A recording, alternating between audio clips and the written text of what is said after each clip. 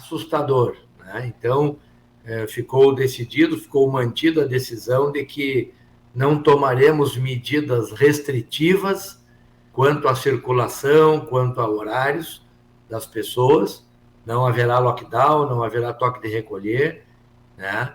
Nós temos uma situação muito diferente da mesma época do ano passado, onde hoje temos 129 casos. 120 casos positivos hoje são diferentes de 129 casos positivos do ano passado, porque o curso da doença era totalmente diferente, era uma doença que evoluía a grave, e o nível imunológico da nossa comunidade era praticamente inexistente, né? Nós estávamos começando com as vacinações e muito poucas pessoas com contato com o vírus, então era preocupante. Hoje é uma situação que requer muita atenção, né? E nós estamos tomando essa atenção, o COI está muito, muito atento a tudo isso.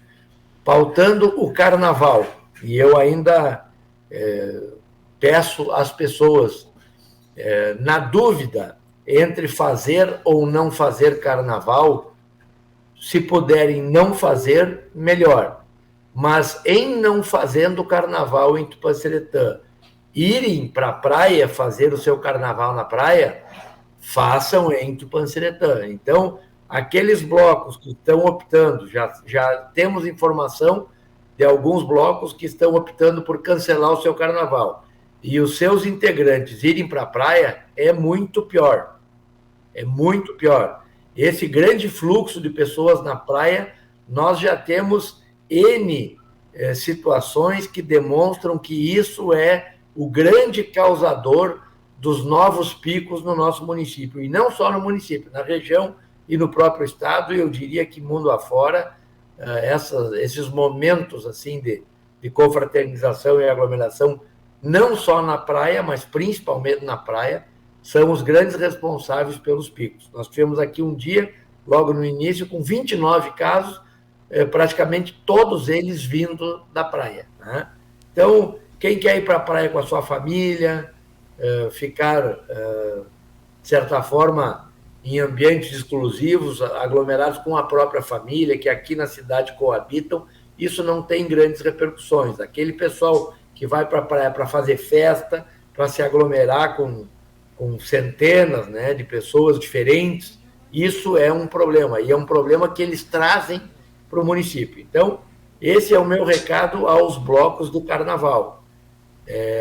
Na opção de fazer ou não fazer, se optarem por não fazer, ótimo. Mas, não fazendo e o pessoal indo fazer na praia, isso é problema, tá? O outro ponto importante que eu trago aqui para os senhores, e que nós já estamos trabalhando nisso e preocupados com isso, e isso sim é uma preocupação em relação ao ambiente escolar. Eu quero passar a responsabilidade para os pais de família, os chefes de família, né, pais ou mães, os chefes de família que optarem por se aglomerar ou irem para a praia ou expor a sua família por qualquer ambiente de contaminação maior, e se essa criança tiver idade escolar e participar do ambiente escolar agora no próximo ano, e se houver surto nas escolas, as aulas serão novamente ou interrompidas ou passadas para ambiente remoto, e nós seguiremos com aqueles prejuízos na educação que houveram nos anos anteriores. Então, muita atenção, muita responsabilidade àquelas famílias que possuem crianças em idade escolar aqui do município. Cuidem para vocês não serem os responsáveis pelos prejuízos na educação de Tupãseretã. Tá bom, pessoal? Estou à disposição para as perguntas. Prefeito, como é que vai ser feita a fiscalização a respeito dessas normativas que foi decidido hoje com o COI? Então vai fazendo a sua pergunta agora. A fiscalização, desculpa, Antônio Marcos, a fiscalização em relação ao carnaval, em relação ao quê? em relação ao carnaval e também a questão dos pais na volta às aulas? Na realidade, nós não temos como monitorar as pessoas que saem de Tupã, né, e nem para onde elas vão, porque infelizmente tem a chamada falsidade ideológica, qualquer um pode parar numa barreira dizendo que está indo logo ali e está indo para o Nordeste, né? Enfim.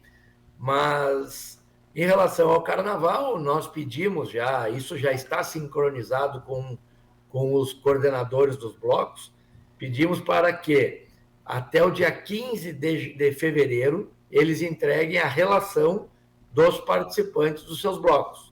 E passamos para eles a responsabilidade de fiscalizar durante o Carnaval os seus blocos, porque nós não temos recursos humanos para fazer essa fiscalização, mas teremos um volante, provavelmente, que irá verificar, eventualmente, em caso de denúncia, alguns blocos.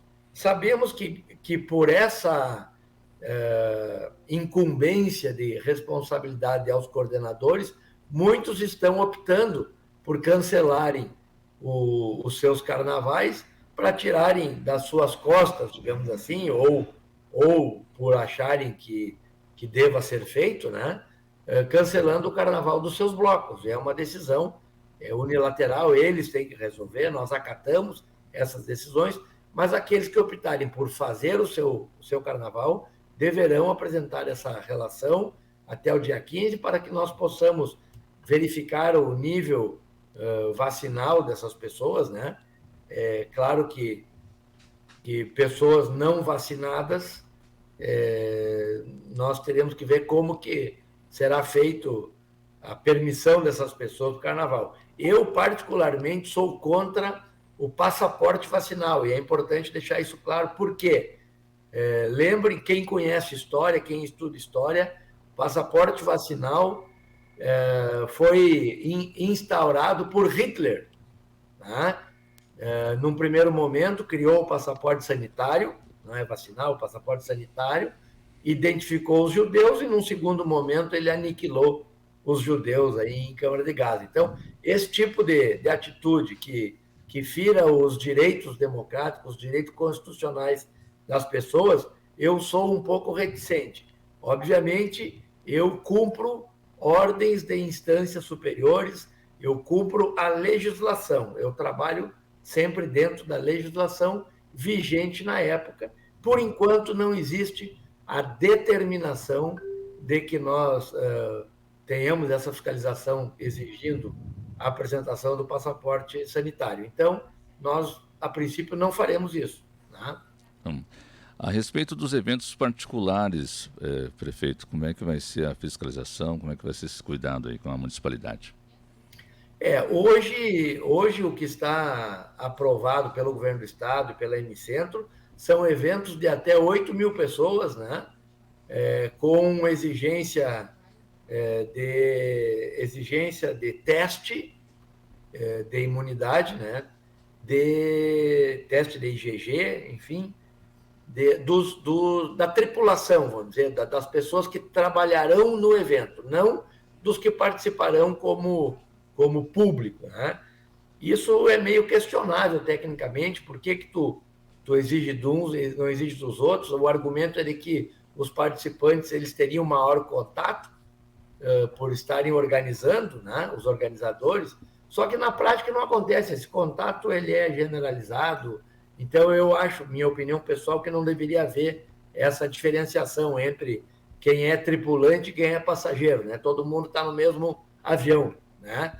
Mas, enfim, a princípio seria assim. Prefeito, bom dia a todos os web seguidores do manchetedigital.com.br e os demais que estão nessa coletiva de imprensa. Prefeito, na semana passada, o COI optou em ampliar o número de doses ofertadas à população em decorrência do avanço da Covid-19. Na próxima semana, nos próximos dias, vocês terão ainda esse objetivo, alcançaram o objetivo? Como que o senhor vê essa faixa vacinal em Tupanciretã, por gentileza? Muito bem, bom dia, Jefferson. Nós conseguimos, né? Nós havíamos conseguido 2.000 doses e ontem chegou mais 300 doses, né? Nós já vacinamos aí mais de 2.000 pessoas, eu acredito até esse exato momento. Eu há pouco passei lá, eu havia pego uma ficha para me vacinar, passei há pouco lá, ainda não estava na minha vez, voltei para a entrevista, daqui a pouco eu vou para lá me vacinar. Tá? Eu acho que ontem nós colocamos 1.000 doses à disposição, faltou, por incrível que pareça, foram vacinadas 1.000 pessoas em pouco mais de 3 horas e meia, né, com 6 vacinadores. Isso eu diria que é recorde, né, de vacinação. E parabéns a todos os envolvidos. Não houve um problema, não houve uma reclamação. Eu só saliento as pessoas, tinha gente desde as 3 horas da manhã na fila, não haveria necessidade da fila, eu avisei isso, poderiam ter vindo a partir das 8, teria a tarde toda para se vacinar, e as pessoas, faltou ali 15, 20 doses, no caso, as pessoas voltaram hoje nós estamos aí com 500 e poucas pessoas vacinadas, e temos 800 doses, então dá para virem se vacinar, tranquilo, tudo ordeiramente, né, dentro da normalidade. Nós estamos vacinando primeira e terceira dose, né, por incrível que pareça, e é uma surpresa agradável para nós, muitas pessoas que não haviam se vacinado estão vindo para se vacinar a primeira dose, porque se conscientizaram, perceberam a importância dessa imunização, e é graças à imunização que nós vamos nos ver livres da doença. Não existe outra maneira de nos vermos livres dessa doença. Né? Então, eu acho que está indo muito bem. A Secretaria de Saúde, junto com a Coordenação de Saúde de Santa Maria, estão muito bem sintonizadas, e houve esse apoio da 4ª Coordenadoria para o nosso município, acatando a nossa demanda, independente do regramento do Estado, aí, nós solicitamos e eles aportaram. Então, isso nos é muito gratificante. Prefeito, ontem nós vimos uma leve diminuição nos casos ativos, no somatório. Hoje a reunião do COI discutiu essa perspectiva, quando que nós podemos ter essa normalidade, claro que isso tudo dentro de análises, né? Nós não temos nada, não temos como adivinhar o futuro, né? Por favor. Sim, exatamente. Aqui está o gráfico hoje do município, né? Nós temos o início de uma diminuição desse pico que estamos vivendo, né? Passou de 134 para 129. Pela primeira vez ele deu sinal de baixa, mas aqui são casos ativos, aqui são casos diários, ó. Então já reduziu bastante o número de casos diários, né? Em relação ao que nós vínhamos tendo aí diariamente. Nós discutimos sobre isso é otimista, mas não é tranquilizador, né? Nós temos que ter certeza de que essa tendência de baixa ela se confirme, ela se preserve, e que nós possamos aí reduzir de novo para seus um dígito, né? 4, 5 casos por dia, que é bastante tranquilizador. Mas o importante dizer que o número por mais que nós tenhamos 129 hoje, nós temos 0 internação e 0 sintomatologia grave, tá? Isso é uma informação importante e nos deixa mais tranquilos em relação à doença. Prefeito, continuando nessa pauta de vacinação, há um questionamento pela comunidade com pessoas que não podem ser vacinadas durante a semana. Tem a possibilidade de voltar a trabalhar com a vacinação no final de semana? Com certeza, com certeza. Uma característica do nosso governo é atender às demandas, né? E em todos os aspectos, demandas de obras, de estradas, de tudo, e também na saúde. Todas as reclamações ou todas as sugestões, elas são analisadas e dentro da legalidade e da possibilidade, elas são atendidas. Se houver uma demanda represada de pessoas que só podem ser vacinadas no final de semana, nós faremos. Se precisar colocar um plantão na sala de vacinação, nós faremos. Se precisar qualquer outra medida aí que venha atender a comunidade, faremos, né? Então, é preciso que a demanda chegue até nós.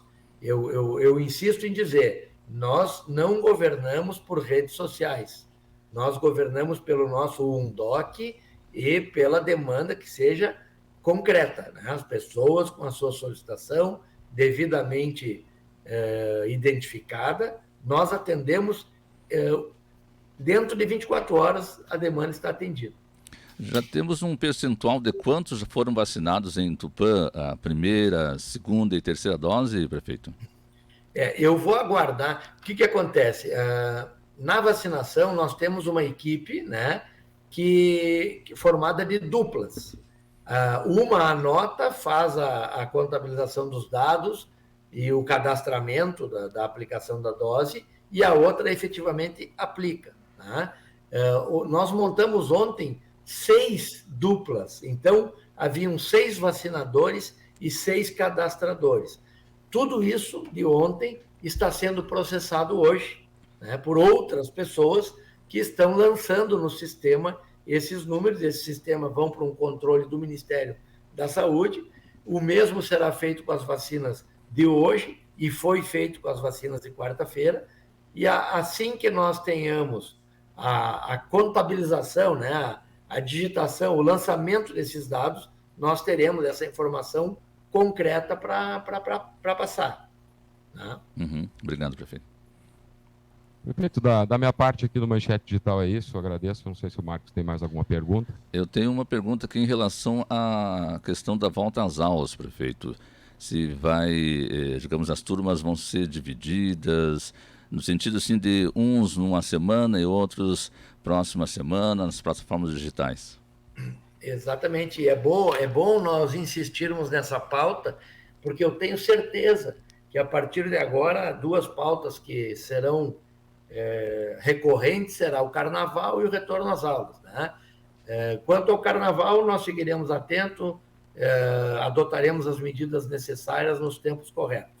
Quanto à volta às aulas, baseado no dia hoje, as aulas retornarão dentro da sua normalidade, na integralidade, presencialmente. Caso surja um fato novo, como o que eu falei anteriormente, né, que nós tenhamos crianças contaminadas e que apresentem essa contaminação já logo após o início das aulas, isso será revertido, isso aí será interrompida a aula naquela turma e voltará aquela turma para o remoto.